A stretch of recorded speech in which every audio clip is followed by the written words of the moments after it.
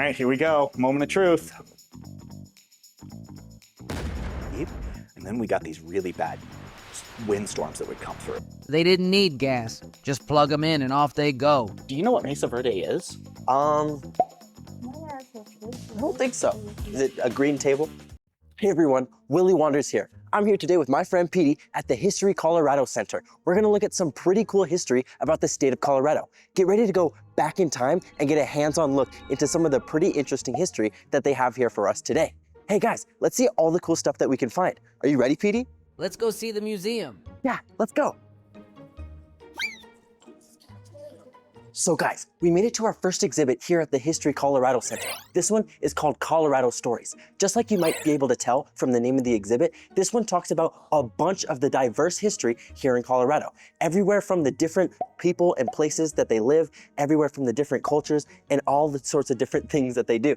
Hey look, it's a friend here at the museum that's gonna tell us a lot about this exhibit. Hi, Hey. I'm Willie. Nice to meet you, Willie. My name's Luke. I am the manager of communications here. I'm gonna talk to you a little bit about what we got going on. You already told them about Colorado Stories. We're gonna run in here, we're gonna look at some of the different history that we've got here at the History Colorado Center and just see what sort of stories we can learn about. That's so exciting. Why don't we go inside and check it out? Sounds great. All right, as you can see, there's just all sorts of stuff to see in here, but we're gonna start over here at this adobe building so we can talk a little bit about trading here in history, or in Colorado's history. Wow. So, this one right here, whenever people first started coming to Colorado, what do you think they found? Maybe some animals, maybe some gold, maybe some beavers.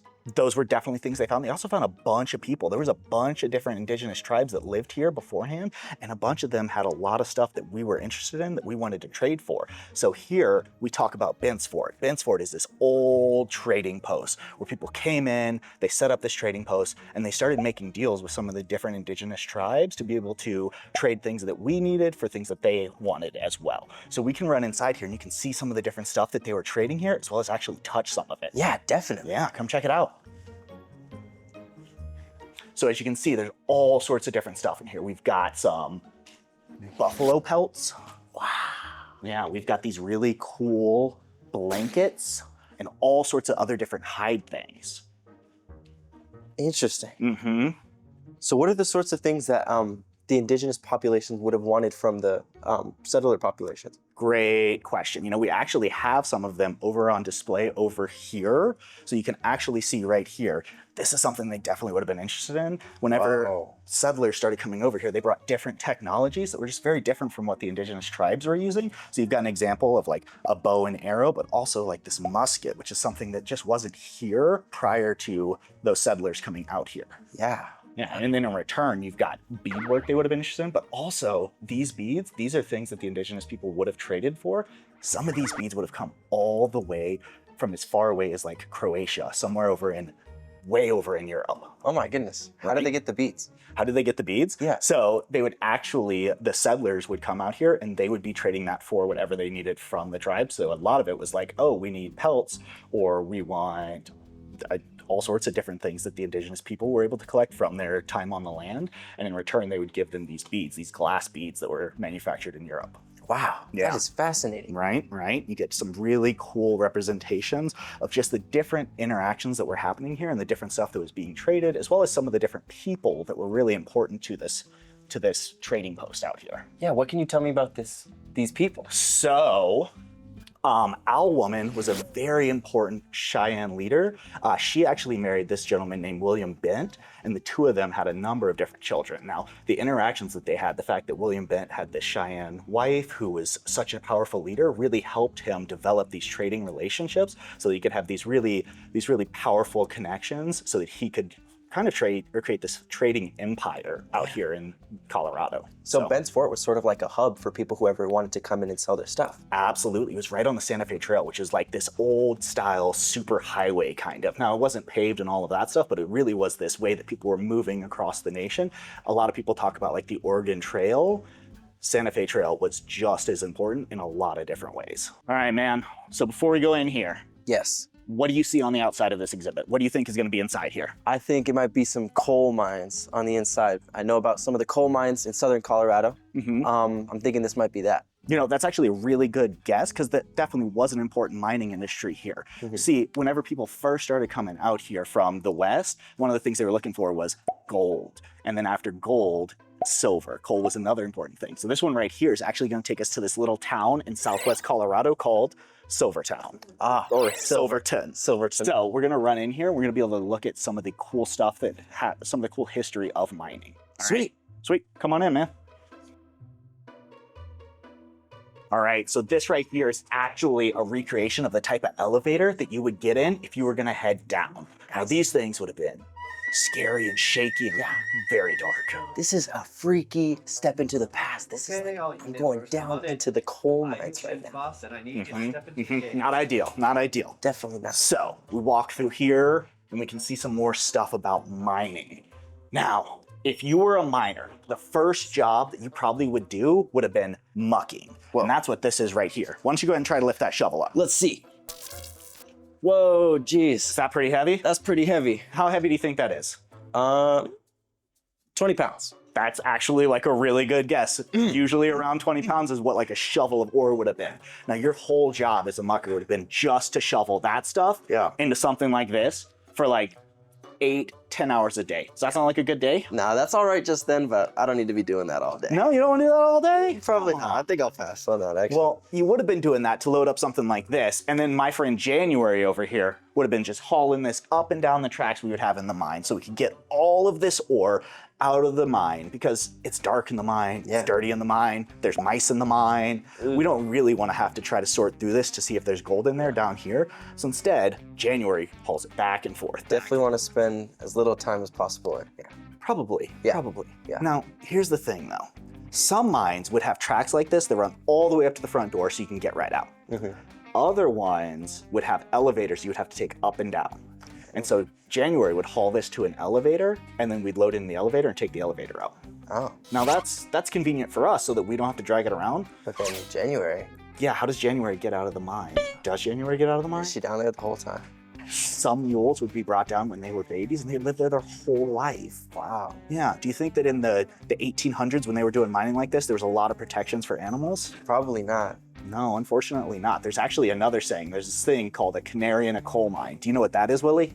I think I've heard this saying, but I don't know exactly what it means. So they would take canaries down into mines with them because in the mines, there's all sorts of gases that are being released from the earth as you're knocking down walls and stuff. And so the canaries, they would sing until they got sick. Yeah. And then they wouldn't sing anymore. And that's when the miners knew, oh, I need to get out of here. Yeah.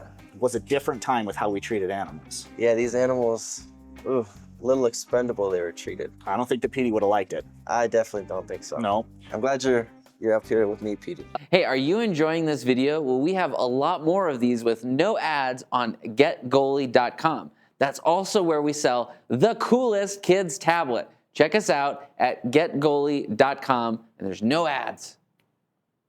Here's how to blast. Memorize the pattern. Push the dynamite into the wall in the correct order. Push down the plunger to find out if you are correct. Make sense? I think I got it. All right, so I'm gonna go ahead and start this. Should we start nice and easy on level hard? Let's go hard. All right, we're gonna go straight to hard. What I'm gonna do is we're gonna go ahead and get this thing going. Here's your pattern you have to memorize. All right. I believe in you, Willie. Oh, well, this... The ones, all the twos, all the threes, all the They fours. weren't joking. Nope, nope. Okay. All right, you ready? As soon as I start blasting, you're gonna lose the pattern. All right. I'm ready. All right, I believe in you. All right, let's go.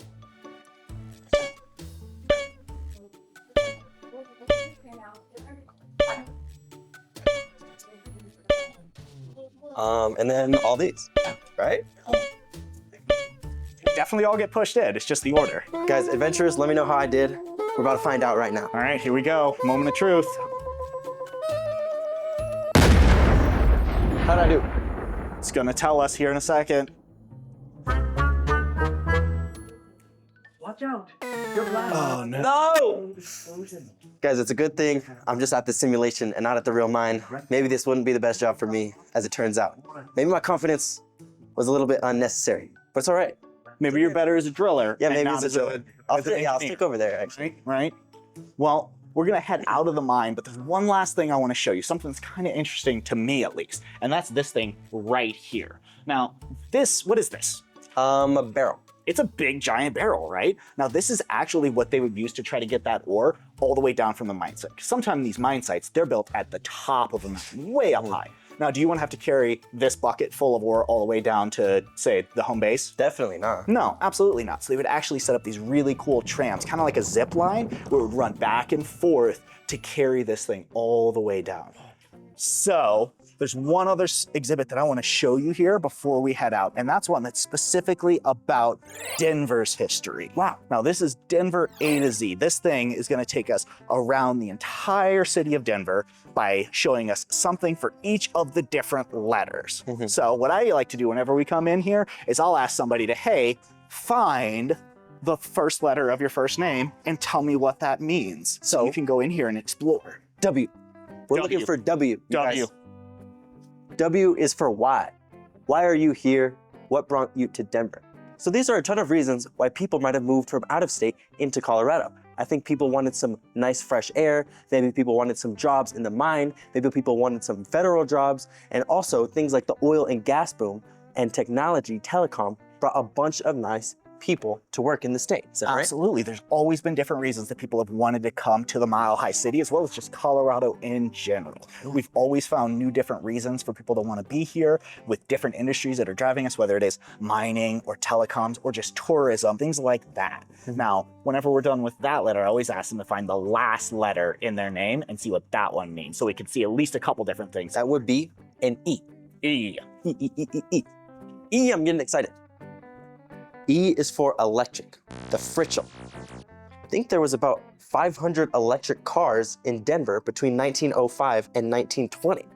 Huh, I think these guys ran somewhere around downtown. Is that right? Absolutely. So it's actually really cool that we got to see this one. A lot of times when people think about electric cars, they think about brand new Teslas and things like that. Yeah. This technology has been around for literally more than a century. This car right here was built back in either like the 1905-ish era, and when this one actually came to our museum, it drove itself. Wow. It was still working. It's fascinating to see just how technology has developed over the years and the stuff from the past that we're seeing today. Yeah. Really one of those things that we like to talk about here at History Colorado is just like how the things that we see in the past are still relevant today and are really influencing the future as well. Yeah, definitely. This thing drives itself and it's powered by electricity. That seems like some of the most fancy cars that you own today. Exactly. Wow. Yeah.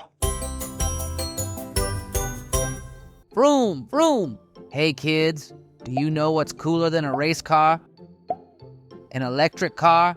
Yep, these babies have been roaming around for over 100 years. Way back in the 1800s, electric cars were the hottest thing since sliced bread. They didn't need gas, just plug them in and off they go. But then gas cars started to take over because gas was cheaper. And, well, they were louder and had more vroom vroom power. So guys, that was so much fun that we just had it in this Colorado Stories exhibit. I think we're gonna move on to the next one and see what cool environmental facts we can find over there. Come on.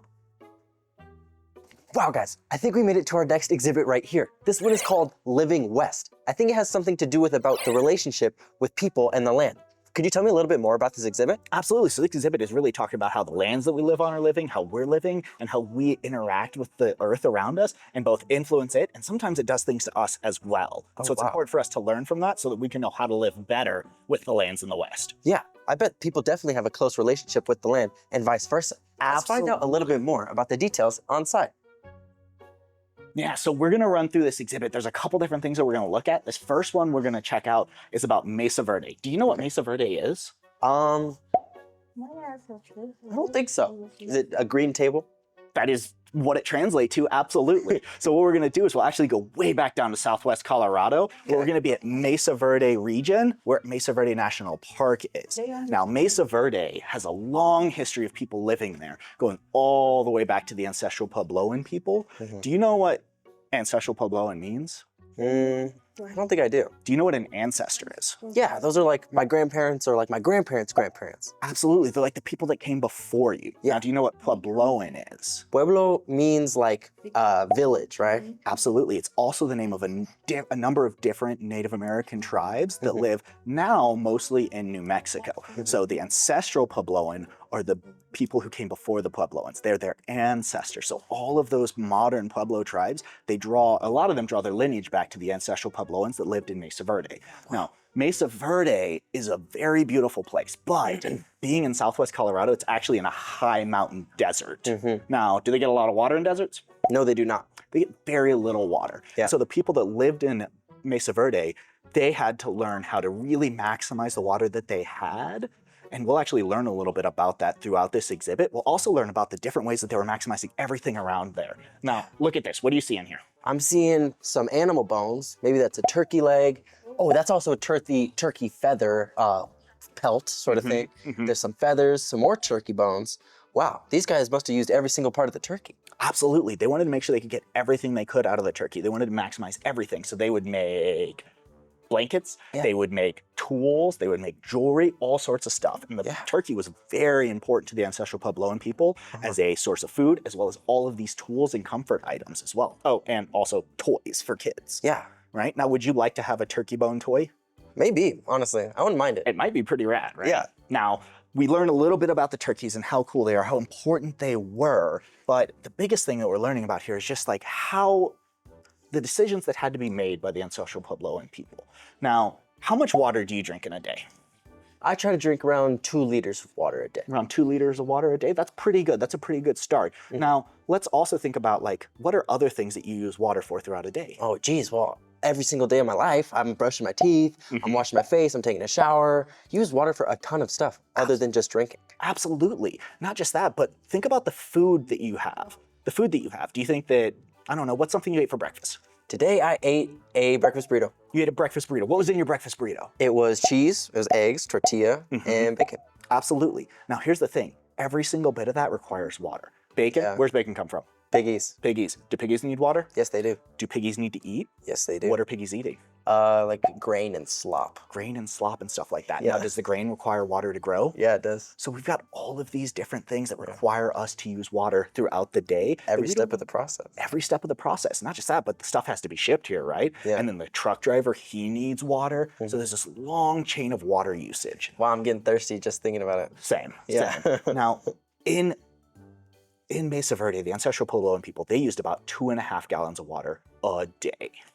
Typically, Oh, as the whole? the whole day. That wow. was what each one of them used. Typically, before I leave the house, if I've brushed my teeth, washed my hands, gone to the bathroom, washed my hands again afterwards, of course, and then also taken a shower, I've probably used close to 20 gallons. I've already used almost 10 times as much as the ancestral Puebloans would use their entire day. This exhibit was back in 1200. Yeah. We're gonna go all the way up to the 1930s. Okay. Now, in the 1920s, a bunch of people came out to Colorado to do farming. They found a bunch of really nice land down in eastern Colorado. There was plains, there's great places to start planting stuff. The thing is, it was still pretty dry. Yeah. So they were trying to figure out how do we work with this? Well, the thing is that these farmers, when they came out here, they had to have money. So they took out loans from banks. Yeah. And in order to pay back the banks, they had to have a lot of stuff that they could sell back so they could get that money. And in order to do that, they had to plow up a bunch of land. Yeah. Over time, though, it was really tough on the land because they were planting and they were growing. And whenever we grow something, just like with those trees, you need the water, but you need the nutrients. Yeah. Do you know what happens if you take all the nutrients out of the land? Then there won't be any more nutrients, and then it's just plain old dirt, It's right? just plain old dirt. And that plain old dirt, will anything grow in that dirt? No. No. Well, the thing is that in order to keep the dirt down on the ground where we want it to be, right, it needs to have water. And a big thing, though, is actually root systems of plants that are growing in it. Some of the plants that were here whenever people first moved out here would have root systems that were 16 feet deep. They would run Dang. that far down into the ground. Yeah. Thing is, though, is that a bunch of the plants we were replacing it with, like this wheat that we see back here, how deep do you think the roots were for that? Not very deep. Not very deep. Sometimes just like 6 inches or so. Dang. Is this going to hold down the dirt as well? No, it's not. That'll come right up pretty easy. Absolutely. And the Yeah. thing is that it got super dry. We didn't have the roots. The roots we did have weren't very deep. And then we got these really bad windstorms that would come through. Ooh. When those windstorms came through, When all that loose dry- dirt is on the ground, big old dust cloud. Absolutely. We get these huge dust clouds, and that's when we get what's called the Dust Bowl, which is this bowl. ecological disaster or this environmental disaster. The world around us was just having a really bad time. Yeah. It was really rough on some of the farmers. Yeah. I'm gonna walk you in here and we'll see some of the really crazy stuff they had to deal with. I bet.